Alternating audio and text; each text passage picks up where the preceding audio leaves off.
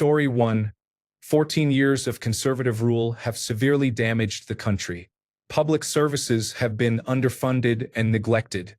Corruption has led to billions being handed out by the Conservative Party to their associates instead of being invested in the country. The immigration system was effectively shut down to create fear among voters in the last election. The Conservative Party lied to Parliament and the public about the state of the economy and their funding plans to fix it. They destroyed a major national infrastructure project for their own benefit. Multiple media outlets have become little more than clickbait scaremongers harming the country. Currently, there is a party in Westminster led by a bigoted traitor, funded by foreign entities, enacting harmful policies in local government. Meanwhile, the media portrays figures like Nigel Farage and the Reform Party as highly positive. This country is in a dire state, and the Reform Party's policies could endanger thousands of lives if they gain power, possibly including mine. Story 2. Having just returned from a 10-year stay in the United States, I can say London, at least, is looking better than ever. I feel like a New Yorker who left in the 1980s and returned in the 2000s. Everything is nice and gentrified now. I went to Camden and no one offered to sell me any drugs. It was all families drinking matcha and Mexican restaurants named Oaxaca. I kind of missed the grime. Story 3. This is going to be solely my personal experiences and opinions, so take it for what it is. We have problems, plenty of them, but so does everywhere else. Public services have been underfunded for years, and the strain is truly starting to show. The National Health Service needs serious reform, but the public is simply not willing to accept the hard choices that come with that. We are stuck in this feedback loop of National Health Service or American-style healthcare, and are blind to any other options. Housing has become unaffordable to many, and rents keep going up, but that is hardly unique to us in the Western world. Brexit gave our economy a serious knock, no doubt, but honestly, my life has not changed a jot since Brexit, and neither has the life of anyone else I know. Personally, I think we blame it too much for the position we are in. Our current government is, at best, a mixed bag. I think they have been excellent on foreign policy but sadly poor on domestic policy, although I will add that I am not quite as upset as some on Reddit. Ultimately, only you can decide where you would be happiest, but frankly, I do not think things are as bad as Reddit makes them out to be. This is a place where overreaction and exaggeration are the norms. Story 4. Immigration is costing us millions daily, with added pressure from increased use of resources and services. How can it be right for someone to come here illegally and stay in a hotel while our own citizens are on the street or waiting years to get social housing? Something is wrong somewhere. Story 5. The Conservative Party destroyed it. Keir Starmer is continuing to destroy it. We are going downhill and destroying ourselves slowly. Story 6. The social contract is gone. The wealthy are retreating into market towns and gated communities, leaving the rest of us to deal with the social strife they have created through years of private equity and capitalism exploiting the economy. Story 7. We have one more election cycle before descending into severe civil unrest approaching civil war. The stakes are that high for the remainder of Labour's tenure and whoever is in number 10 next. It really is that serious. Story 8. Disabled people starve. We have a great country with fair, reliable services and little corruption. There is equality. Large parts of the world cannot drink their tap water because corruption and bribes are required to get anything done. We should cherish our country. Story 9. I have been having chest pains for the past couple of months. I do not think the chest pains are life-threatening in my untrained opinion, but they are obviously worrying. Go to accident and emergency today now. Sit there until a doctor sees you. No matter how long this takes, do not move until you are seen. Chest pains are not something to be ignored. Story 10. Appreciate that this post is more suited to United Kingdom, but the moderators there seem to be similar to the government in terms of censorship and control and keep removing my post. Summary. I am 29. Thinking about leaving the United Kingdom because everything feels broken. Housing is impossible, cannot see a doctor, earning decent money but going nowhere. These problems are not new, but nobody seems to care about fixing them. Are we stuck like this forever, or is there actually hope? A bit of context. I am 29, work in marketing, earn what should be decent money, but I am seriously considering emigrating.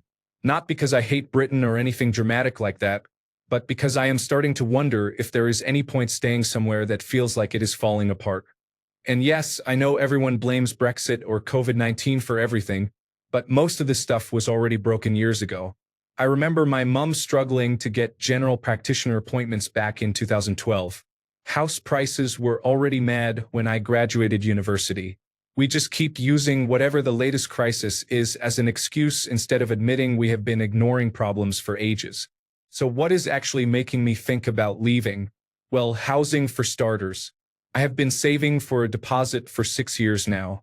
I earn more than most people my age, live with flatmates to keep costs down, hardly ever go out, and I am still nowhere near being able to buy anything that is not a complete dump in the middle of nowhere. Meanwhile, my rent keeps going up and takes up more than half my salary. My landlord bought our flat as an investment and charges each of us more in rent than his mortgage costs. It is mental when you think about it. 5 people in a house of multiple occupation are each paying someone else's mortgage plus their profit. And somehow I am the one who cannot afford to buy. My friends who have managed to buy all had help from their parents. All of them. The ones whose parents could not help are still renting or have moved abroad. It is like there is an invisible line now between people whose families have money and people whose families do not, and it decides whether you will ever own anything. That cannot be normal. Then there is trying to see a doctor. I called my general practitioner practice last week because I have been having chest pains for the past couple of months. I had already been putting off the doctors because I am traumatized from childhood injections. I do not think the chest pains are life-threatening, but they are obviously worrying. The earliest appointment they had was in 3 weeks. 3 weeks for chest pains. I ended up calling the non-emergency medical helpline who told me to go to accident and emergency if I was worried. But accident and emergency was rammed and I would have been there all night. So I just did not bother. That is not how healthcare should work. My cousin moved to Australia last year and says she can see a general practitioner the same day. Same day. Remember when that was normal here? It is not just me. Loads of people I know are talking about leaving. Not just the obvious ones like doctors who definitely are leaving. My friend's sister qualified as a junior doctor and moved to New Zealand straight away because the pay and conditions are so much better. But normal people too. My friend works in information technology and is looking at jobs in Amsterdam. Another friend is a teacher considering moving to international schools abroad because the pay is better and she might actually be able to afford a place of her own. Meanwhile, we keep hearing about people arriving on small boats and they end up stuck in hotels for years while their cases get sorted, which costs us loads and does not help anyone. But nobody talks about how many British people are leaving. It is like we are losing the people who pay lots of tax and gaining people who cannot work legally. That does not seem sustainable. The everyday stuff is getting ridiculous too. A train to see my parents costs nearly £100 now and it is always delayed. The roads are full of potholes that never get fixed. Trying to get broadband installed in my house of multiple occupation took 2 months because nobody could be bothered to turn up when they said they would. I thought internet access was a human right now. Everything just feels a bit bad and like nobody cares enough to fix it properly. Maybe I am being dramatic, but it feels like we have just accepted this is how things are now. Politicians make announcements about fixing things, nothing really changes, and we all just carry on complaining but not expecting anything better. The thing is, I do not actually want to leave. I like it here. My family is here, my friends are here. I understand how everything works. But I am starting to feel like staying means accepting I will never own a home. I will always struggle to see a doctor when I need one, and everything will just slowly get a bit worse every year. So I guess what I am asking is, do other people feel like this? Are these problems actually fixable if we had the right people in charge doing the right things? Or is this just what Britain is like now and I should stop expecting it to get better? Because if there is no realistic hope of things improving, then maybe leaving is not dramatic. Maybe it is just sensible. And that makes me really sad to even think about. Story 11. Despite history showing how poor Margaret Thatcher's leadership was, she at least had a plan and followed through, regardless of the consequences. Modern politicians are all populists afraid of losing their seats, so hard decisions are never made. Social media, which has caused the rise of populism, has been a major setback for the United Kingdom and, in my opinion, the world. Story 12. There is no state left to discuss. We are the laughingstock of the world and have become an embarrassment. Leave while you still can. Story 13. Everything will get worse because somehow the British public have convinced themselves that it is the same everywhere, and that makes it acceptable. 1.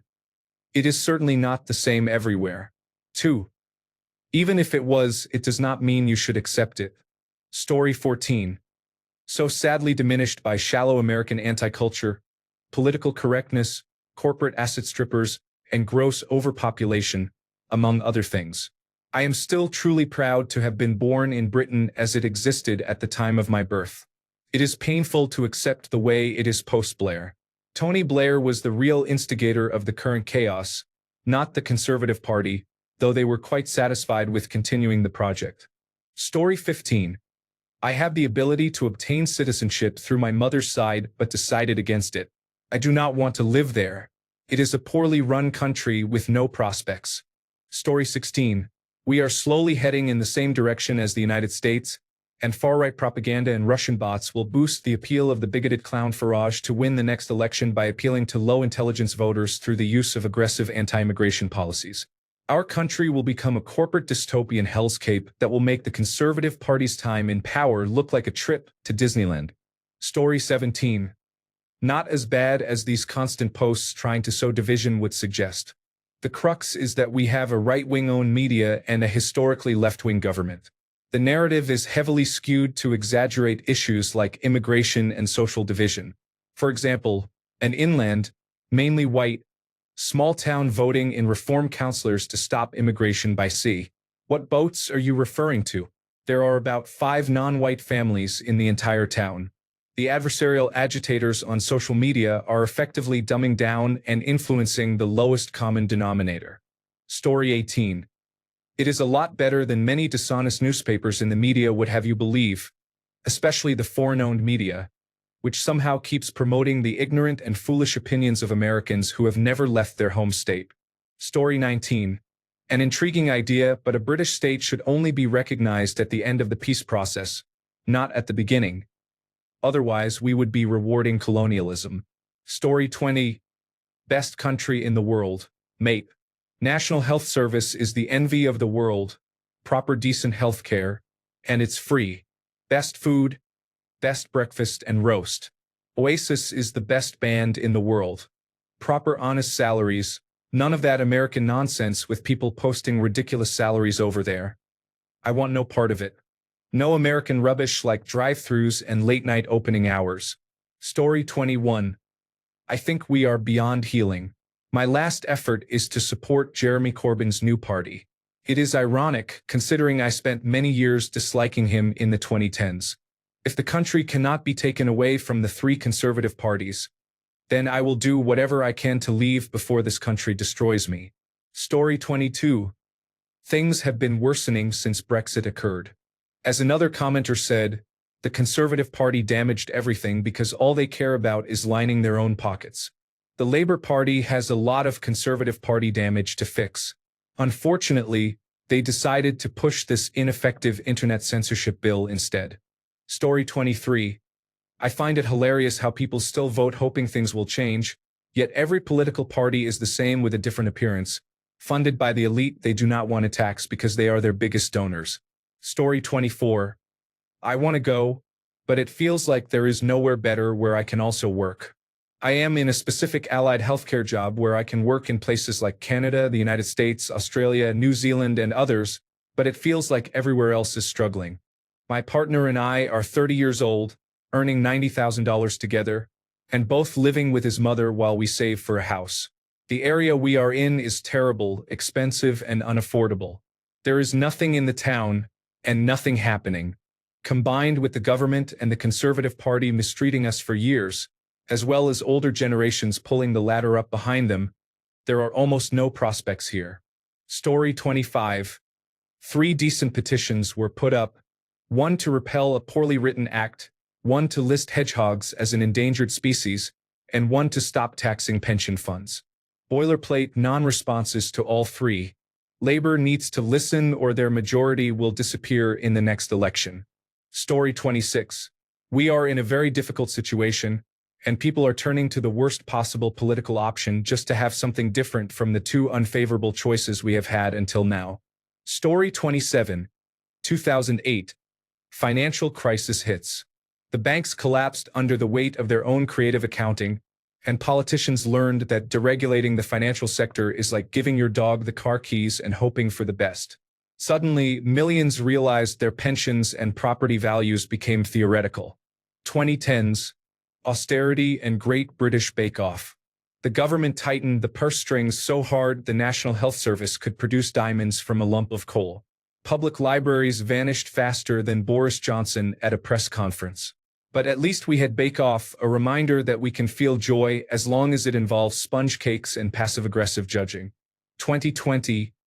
Pandemic. Boris Johnson's hair was in charge. Personal protective equipment contracts went to companies whose entire medical experience was owning a first aid kit. 2022 to 2025. Revolving door prime ministers. The leadership changed more frequently than Donald Trump's mind. Liz Truss became prime minister for 44 days. What fun that was! Present day. Our infrastructure is so out of date, the Stone Age would be an upgrade. Inflation means a Freddo costs more than a small house in Stoke-on-Trent did in 2001.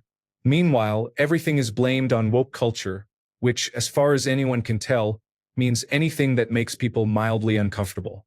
Conclusion. Has it got worse? We have gone from global power to weird cousin who still brings up World War II at dinner. The economy is limping, the politics are chaotic, and somehow the biggest infrastructure success is High Speed 2, a massively over-budget train set that no one asked for. But chin up. At least the rain is consistent. Story 28. It is over. Managed decline and the continued funneling of money upwards. If you are young, get out. Story 29. Well, the moral meter is reading less than 2 morals per head due to massive value hemorrhaging. Some would say foolish and risky, but others would not. Thanks a bunch for sticking around till the end of the video. Remember to subscribe, and until next time, stay awesome and goodbye.